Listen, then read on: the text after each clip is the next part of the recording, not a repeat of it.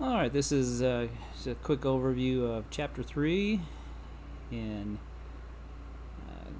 Corporate Computer Security by Boyle. Skip Chapter 2 because that's more policies. We'll deal with those in the disaster recovery course. So, cryptography. Going over the basics of it, and hopefully after this you'll have a general comfort discussing these items, perhaps in an interview. What cryptography is, when someone discusses symmetric key versus asymmetric, and length of keys, why that's important. Handshaking that goes on between systems that are using encrypted communication, which involves negotiation and some authentication, a thing called MS-CHAP, dealing with keys, digital signatures to ensure you are you when you send it, and that only the person you're sending to can receive it, and they know it was sent by you. Lots of things going on with tracking the keys. Quantum security is a big deal. One, the scary part that quantum computers might be able to crack everything, and the other side is there's an interesting effect that if a message is read, things actually may change in the actual signals, knowing that someone has read your message. Not sure how well that's how the technology is there yet. And then we'll discuss just general knowledge about VPNs, virtual private networks, and secure socket layer, SSL. And there's a tunnel mode and transport mode, just knowing the general terminology of dealing with encryption. Okay, so to get started, you're sending a message and use some sort of operation. It actually doesn't have to be mathematical. You could use some general things like you just turn the letters upside down, or fuzz them up, or use a different language. You just use some sort of algorithm. Often it's mathematical. It's for some agreement, and it's agreed upon protocol between people or systems that are communicating. Confidentiality just means someone else can't know what your communication is, can't intercept. If they do intercept, they can't know what you were saying. And it was to keep that part secret, so they don't know you're attacking at dawn on Normandy Beach. So the general idea is you have some plain text you're setting. So you get a little terminology here. It's always the plain text is the original message. Then you have some kind of agreed upon cipher, and most ciphers have a key that goes with that cipher. And it generates the ciphertext, the secret text, that then is sent across the network that anybody can see. And remember, although they can't see your message, they can see where the message is going to and from. And that's why there's also the dark web, where you can hide where even it's being sent from. That's a whole nother part of cryptography. We're ignoring that part for now. The person at the other end receives the ciphertext, and having a key, in this case the same key, symmetric, they decode your sent text. So you're encrypting and decrypting in both directions. If you have the same key, the sender can send back to you using the same key you used to send to them. So encryption is turning it into ciphertext. You're the sender. Assume there are eavesdroppers anywhere on the internet, and the receiver can turn it back into the original plain text. No one else can do that unless they have your key and know the cipher that you're using. So the cipher is the operation. What's being done. The key, which may be very simple. It doesn't actually have to be a string of 40 bits, but it's typically something like that. It could just be a number. For example, I send you a message and I say the cipher is ROT, R-O-T, and the key is 2. Well, in the encryption world, ROT is short for rotate, and the 2 means you rotate 2 characters up in the alphabet. So if I send you a letter A, rot 2 would mean the encrypted text would be the letter C. Very simple cipher. Knowing the cipher is not so as much important as keeping the key secret, according to Mr. Kirchhoff. So here's symmetric key cipher, where I have n, the key is 4. We're assuming the cipher is the rotation cipher. You can just kind of derive that just from the plain text and the ciphertext. And this is one of the things to keep in mind in knowing to crack how cracking codes. If you know a few examples of code and what was used to crack, or what the ending ciphered text is, you could actually derive the key and know, oh, they're using rot 4 for that particular cipher.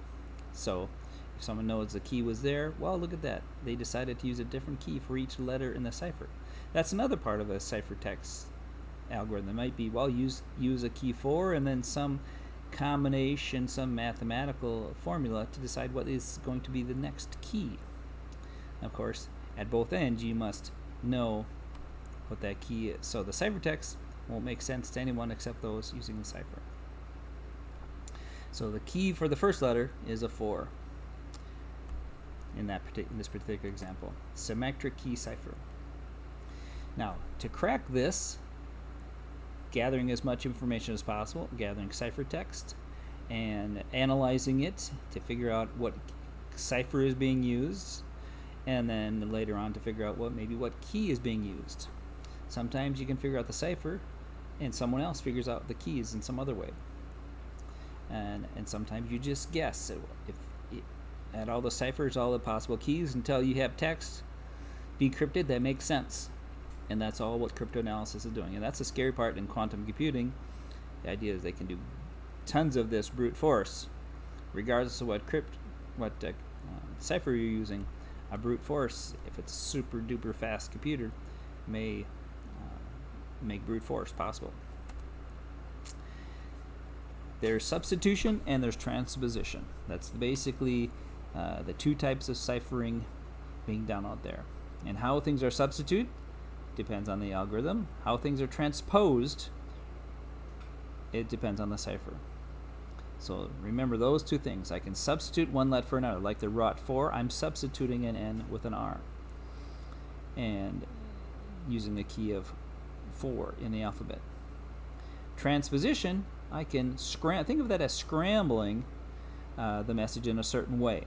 So substitution, I'm encrypting it a certain way. Each letter gets some substitute letter, and then we scramble them in a unscrambleable way, because at the other end they're going to need to unscramble, reverse the substitution, and do this. In typical cipher, you do this in multiple stages. So ciphers use that, and there are algorithms out there that people can spend time writing. I actually did one in code. It's kind of fun to think about in code. The coding is not really that hard, but it does take a while to understand the concepts. You're not going to have to learn about that. Just know the general terminology. So here is a case where we're using numbered columns and numbered rows. Sending the text "now is the time" is our plain text. We put this in rows and columns, just throwing away any spaces. Now, if you're certain text, you could actually, if spaces are important, you could actually encode the space in a certain way, special character or something. So we're using a transposition cipher at this point, but this is the starting phase. We put in the plain text and come along with keys and come along with scrambling rows and columns to do the transposition.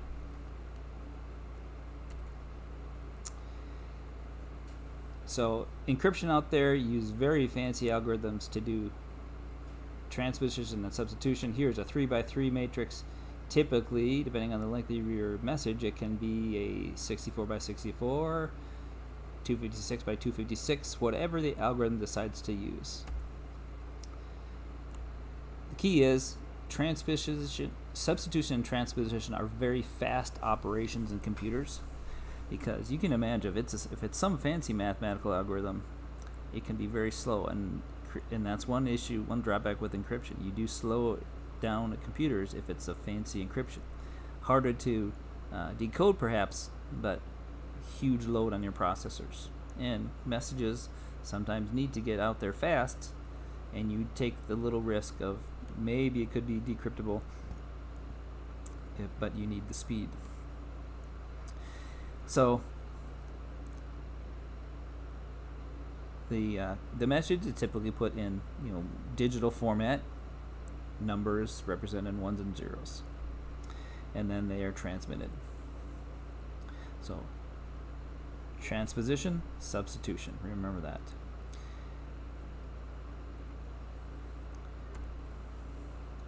Now, symmetric key is using the same algorithm at both ends, and you can go both directions typically. And it's one key shared between two parties. That's a dangerous part of it, the whole part about sharing a key. They must be committed to keeping that secret for today. Maybe tomorrow they have another secret key that they get through some other channel. But encrypting and decrypting with the same key, typically that means the computing speed at both ends is the same. And some of the known to be symmetric key encryption ciphers. This is pronounced ARC4. I'm not sure why. I've always thought RC4, but I realized they call it ARC4. Some advantages, and we see that the key length, they demand a certain length, low processing requirements, low memory requirements, some flexibility in the key length. These other algorithms have more demands. Basically, the longer the key length, the better, the stronger the encryption.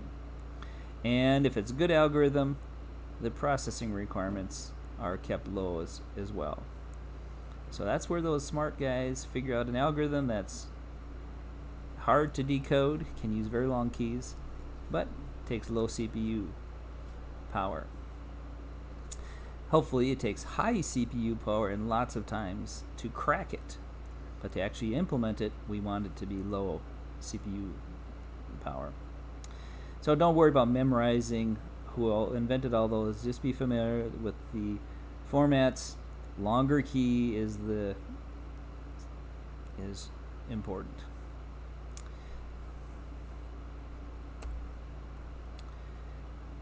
Plenty of other encryptions. Just be familiar with those names. Don't worry about memorizing them. Just know there's others being used, and again, they're analyzed all the time by those smart mathematicians to see, is there a weakness in it? Can we decode it? Can it be cracked easily? So in the stages of encryption and establishing a connection, you want to make sure you're talking to the right person. So you have some sort of handshake, sharing an initial message. Like you wouldn't give away your key, but would you say, hey, are you using the password that begins with the letter S, or it is 17 characters long? Some sort of handshaking going on. And then you do a little bit more of authentication. Are you the one I'm supposed to be talking to? Are you can you prove that you are who you are? And then you start exchanging the secret message using the keys that in the handshake you realize you are using the same key. And then continue the authentication, perhaps re-authenticating to avoid issues like if there's someone suddenly disconnected the cable and plugged it into their computer pretending to be you. Is there some way of authenticating along the way? And that's again part of the protocol. Do you re-establish the initial handshaking? And then as you encrypt the messages back and forth, then now you can continue your discussion.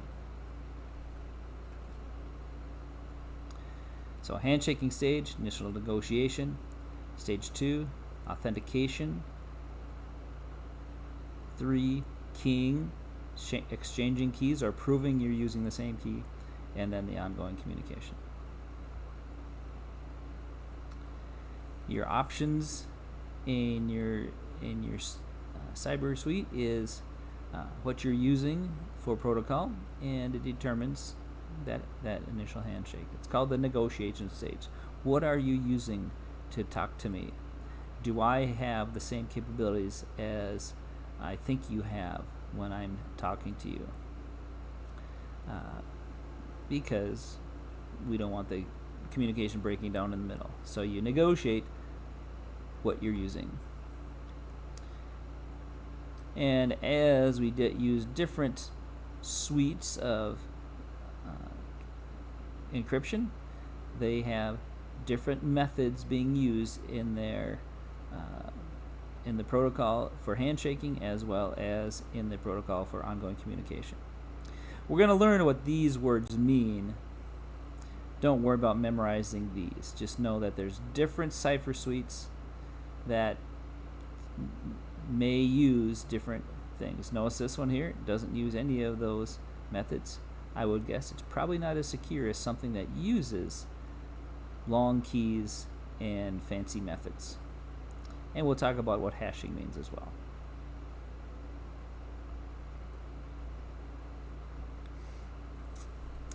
So, now the terminology, the supplicant is the one wanting to talk to somebody, initiates the conversation.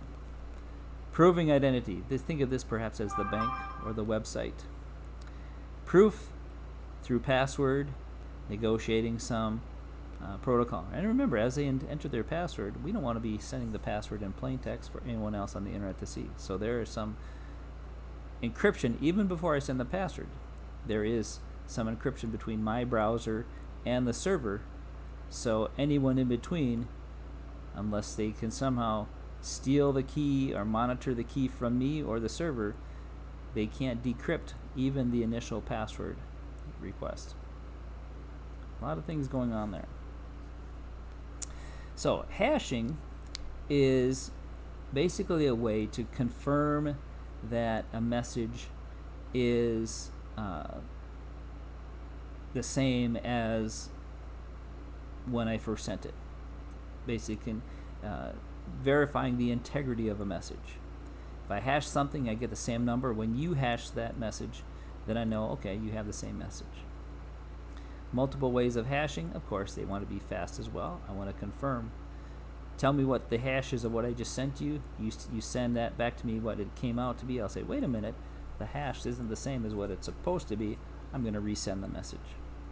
Not so hugely important if you're sending a video and there's a little glitch in the video, but if you're sending these specifications or the code for the secret project, the hash better match, or you might have hacked code that you're sending, or damaged code or corrupted code. Now, MS CHAP is, remember these terms: challenge, handshake, authentication protocol. That same idea, and I think I have some bigger view of that here, the more readable here. Let's see if I can get that. Oh, I thought I was supposed to get bigger for you to make it more readable. I duplicated the slide and it didn't get big. Well, anyway, let's go through that. Someone logs into the server there, and the verifier sends a challenge message back. The supplicant creates a response to that challenge with perhaps a password added to it and hashes the result and sends that. Sometimes messages are sent in the clear. The applicant sends the message in the clear as a transmitted response,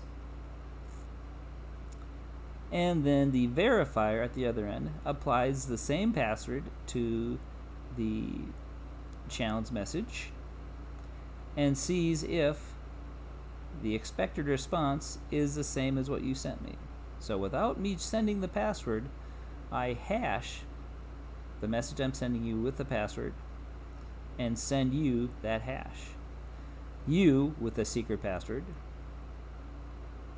hash that along with the challenge. To verify if this hash is the same, we now are confident that we are sharing, that you have the correct password. I can now trust you and communicate with you.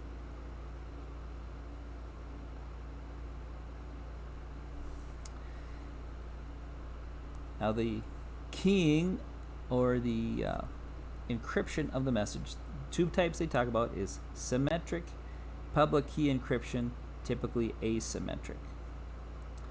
So we'll talk about symmetric first, that you share the same password and you can establish either forever or only for this session while I'm talking to you or to your website. I establish a key to go with this session. And we use this key as I view this page and I have a session established with the server with symmetric key. In public key encryption, I can have my password and a public password. Call that, like a key.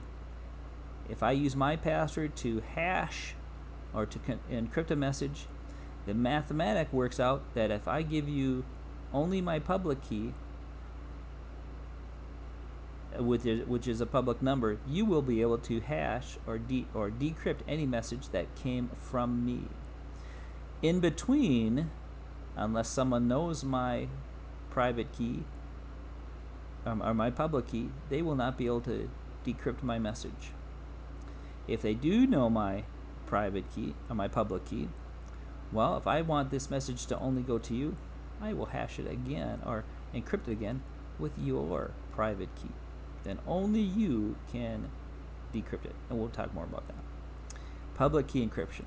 So here's public key encryption.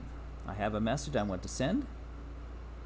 I encrypt it with Bob's public key, because Bob has shared his public key out on a certificate authority. I send this message. The only one that can decrypt this message is Bob, because I encrypted it with Bob's public key. So no one else can decrypt it. I can be confident that only Bob can decrypt the message I just sent him. If Bob encrypts a message with Alice's public key, again, only Alice can decrypt it with her private key. This is the idea of public key encryption. There is some register of people's public keys that has a matching private key. We never share the private key. So think of this. I want to send a message only for Bob. I encrypt it with Bob's public key. If I only want Bob to be able to read it and no one else, I also encrypt that result with my private key. Then only Bob can decrypt it for Bob, and Bob can know it's from me because it will only decrypt with my public key. Gets a little confusing, but typically there's two layers. I encrypt with the receiver, and if I encrypt again with mine, then it's a secret message between me and Bob. I can't claim someone else encrypted it. That's called non-repudiation if I have encrypted it with my private key. I can't, unless, of course, I'm giving away my private key. I cannot claim, oh, that wasn't from me. Well, Bob knows it only came from me because nobody else would be able to nobody else's key would have had decrypted that. Public key encryption. Very good to know about. So in a symmetric session, here we go. A session is established with the server. We do some negotiation, and I encrypt the message with party B's public key, send the message, they decrypt it, and now they have a symmetric session key that I've shared that only they can decrypt. And now we can go back to the lower CPU cost symmetric encryption because I have shared it in a secret way with party B. So that's using public key keying to then share a symmetric key for quicker communication. Now there's various types of protocols for exchanging keys. Diffie-Hellman is a well-known one. So when you hear Diffie-Hellman, just remember that's a key exchange algorithm, and it's fancy mathematical. You don't have to worry about the mathematics about it. So you see this similar protocol where you're exchanging the key information. They verify through some protocol using a random number, figure out that, I actually give you the math here for the Diffie-Hellman, that with this math I can actually generate public and private keys.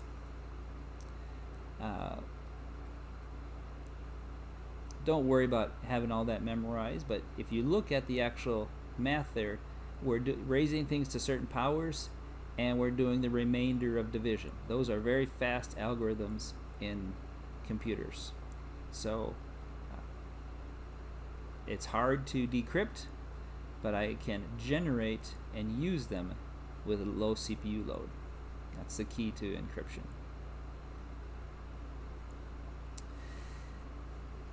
Now, just in case I've started a session with you or with the receiver, and in the middle of it somehow figures out what key I'm using. Well, that's called a man-in-the-middle attack. They can pretend to be me by me sending my message to them. They decrypt it and re-encrypt it and send it to you, and you don't know that I'm decrypting it in the middle.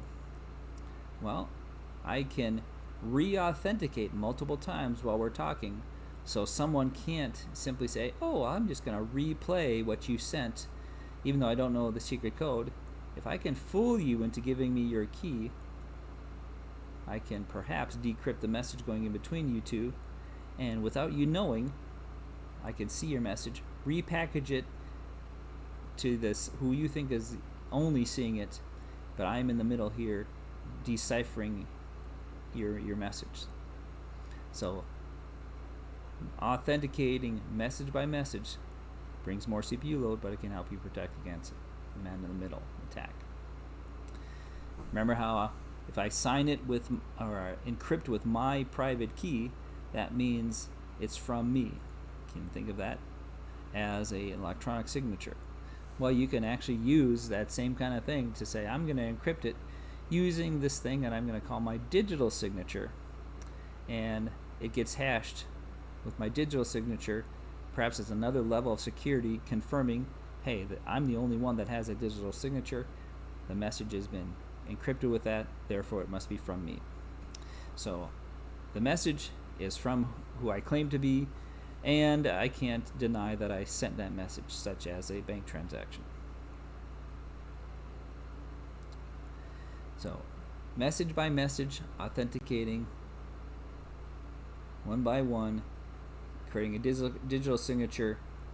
I create a message. Let's see, I'll go through a step. First step, you hash the plain text. That's the message digest type of encryption. The sender encrypts the message with the sender's private key.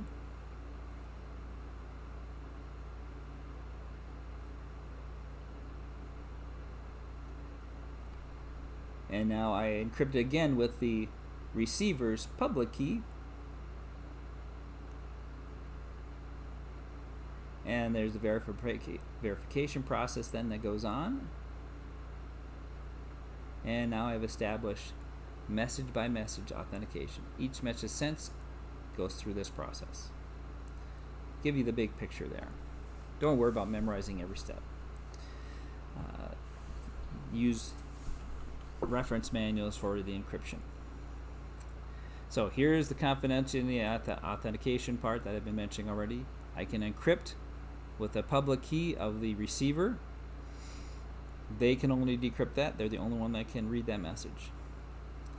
I encrypt it with my sender's my private key. They decrypt it with my private key. They know it only came from me. So these two levels, if used right, guarantee confidential communication between us, sender and receiver. Now, during the messaging, sending messages, they are encrypted in the message part. Basically, the key is in the message, and then there's the certificate that I'm claiming to be using, and those are all verified by the google.com as I start my communication.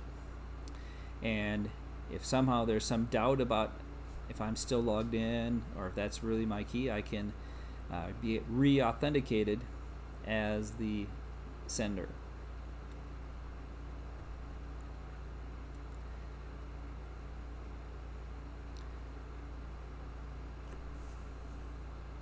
So going message by message, it says one thing here, that you have some sort of digital certificate they're using. Remember that digital signature. In order to verify it's my signature, well, we have some kind of certificate authority. And this is where the most complicated things come in, is how does that certificate authority keep track of all the keys? That's the complication in encryption, public key encryption. Digital signatures are signed and tested and authenticated at the CA, the certificate authority. So managing the certificate authority is a cost of keeping some higher level of authentication. Certificates are only valid for a certain amount of time. You have to re-authenticate, reapply, and sometimes that involves a cost depending on how secure you want to be. If there's any suspicion about messages by me, I could have my certificate revoked before its normal expiration date. You can set them to expire within minutes, or you can have them to be good for a while. If you want to verify who has revoked certificates, you can get them from the CA, Certificate Authority. Let's see if this got enlarged. Oh, that didn't get enlarged either. So HMAC, Hashed Message Authentication Code.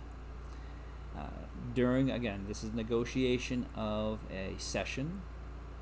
I have some sort of message or key added to each outgoing message. I hash it, and then I send it the hashed method authentication code, prepend it to my password,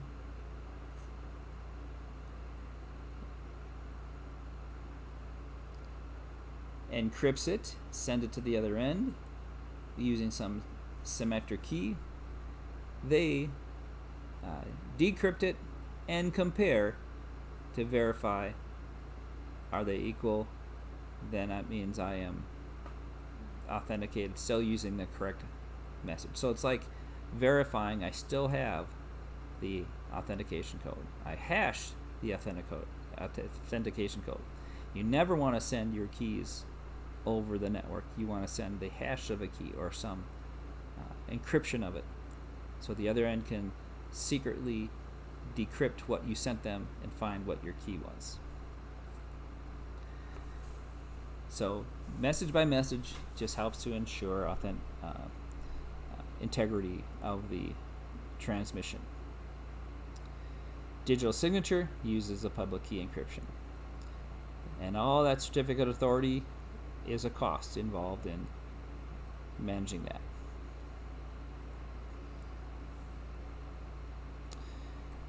The key HMAC is more widely used according to the textbook, less expensive in terms of CPU and management.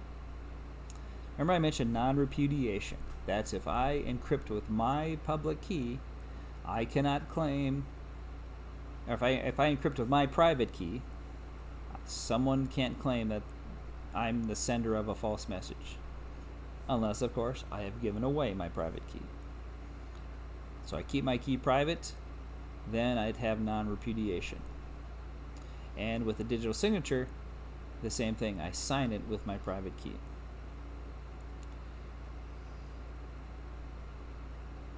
Message by message with the HMAC, they know the key that was created to be the hash message authentication code. The sender, in this case, can repudiate, claiming that the receiver created the key because, remember, both parties know the key. If I keep my key secret, then I can't repudiate, claim I didn't send that message. Now getting into a little fancier stuff, quantum mechanics, the deal about keeping things secure. There's the key sentence. If an interceptor reads part of the key while it's being sent, because of the quantum mechanics that they have figured out in some fancy electronics, they know that someone has read the message. Basically, a tamper. Think of an electronic tamper indicator. If someone has read it, the tamper indicator at the other end will show, and I'm not sure how that's all done, but I think it's done with light and fiber optics.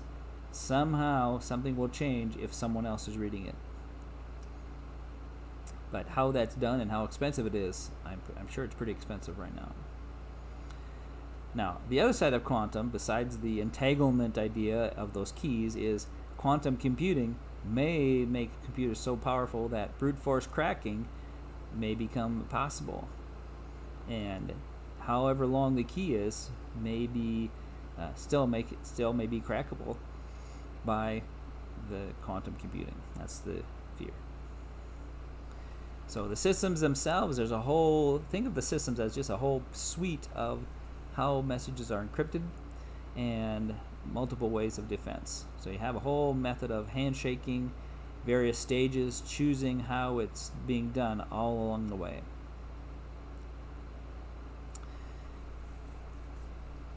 Now comes virtual private networks. You want to know about this. It's a pain to set up sometimes. You have to configure your firewall at the server to allow people to establish a VPN through to your firewall. From the remote PC, you have to install VPN software to do that negotiation with your server, establish encrypted communication between machines, and think of this wide line means it's encrypted in this part of the transmission. So going over the internet, using the internet rather than our own private wire, we use the internet, but it's encrypted between me and my server. With the software that you install on your PC, your server across the internet looks like it's next door in the office. The network, think of the network as being the same network that's out over in the remote office. Like there's a printer on the network, you can address that printer as though you were there in the office. This makes it look to your computer like you're on the office network, but it's really encrypting it, tunneling it through the VPN, virtual private network. And again, it is getting it set up through firewalls and things. That's the painful part.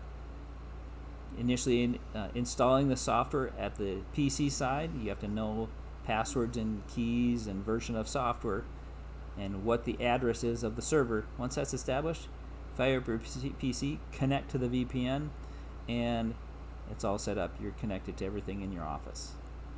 Remember though, if you bring in any viruses here, they're encrypted, but they can get right through to anything over here. So they're very careful on firewalls to not let VPN to anyone, just set it up for people that request it. And it's usually the administrators first.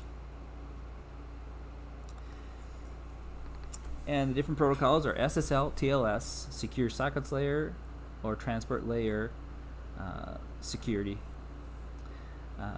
And we'll learn about the difference between tunneling and transport. So you're connecting through to a PC, through to the server, using one of those protocols. Public protocol, or publicly used as standard cipher with some negotiation. and everything in between you and the server is encrypted, depending on using either of those protocols. Because we don't want someone watching you and stealing your credit card number. So it's all part of the negotiation between you and the server to have then a secret message transmission without someone be able to do a man in the middle or eavesdrop on your communication. Secure sockets layer, transport layer security. Remember what those mean. Secure socket layer, transport layer security. Now here's another just example of using SSL TLS to connect through to a web server through some SSL gateway through the cloud, secured at this part of the communication. And we let the networking equipment handle the SSL TLS. The firewall handles all that.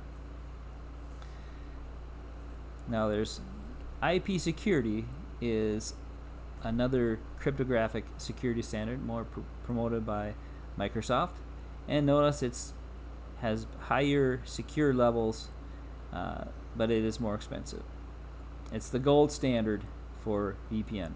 This level is open source and fairly secure. This is tighter security, but licensing requirements make it a little more expensive. Now the last thing to cover here is the difference between tunnel and transport modes. Think of transport mode more secure because I'm encrypting right at the start, and I have established a security keys with the actual destination equipment. Secured, encrypted all the way end to end. Think of this as I'm sending a message. The firewall does the encrypting for me. Locally on my network between here and my firewall, I'm not worried about securing it. I'll let the firewalls handle communicating between the other end of the firewall. And usually that is established once and updated and kept secure. This method, this PC has to constantly being updated. It's like a let's do it ourselves. Everything kept secret between me and you. But the expense is establishing the keys and sharing public-private keys or hashes. Generally, transport mode is more expensive than tunnel mode, but transport mode is more secure. So there's your comparison of transport mode. Doesn't use IPsec. Tunnel uses IPsec. Remember, the tunnel is the bottom one there. That's the tunnel at the bottom. Not as expensive. Firewalls can handle it. Notice this one, the firewall is not involved here. But it is encryption going through firewalls, so they say that it's not friendly to for firewalls. And the reason it's not friendly to firewalls, they can only block based on IP destination. They can't watch for viruses coming through because it's encrypted from them. They cannot decrypt to do a virus scan. You get end-to-end security. No one can decrypt your message between you and the end receiver because nothing else is involved. Here, the firewalls are involved in the encrypting and decrypting. So it's less expensive to these. Remember, you're going to have thousands of PCs communicating to thousands of PCs over here. This is expensive to have thousands here to establish connections with thousands over here. Where here it's, firewalls can talk to each other. As long as I go through the same firewall, I don't have to worry about additional setup. So that's why I believe the expenses, the high cost, bottom line for transport mode. So bottom line, tunnel mode is less expensive, more commonly used, but not as secure. So I can establish some security between partners using different security associations. This is associated with IP security. security association, IP security association. You establish that between devices. Protocol, negotiation, more expensive, but very secure. And that's it for just a quick review of Network Security, Chapter 3, Cryptography.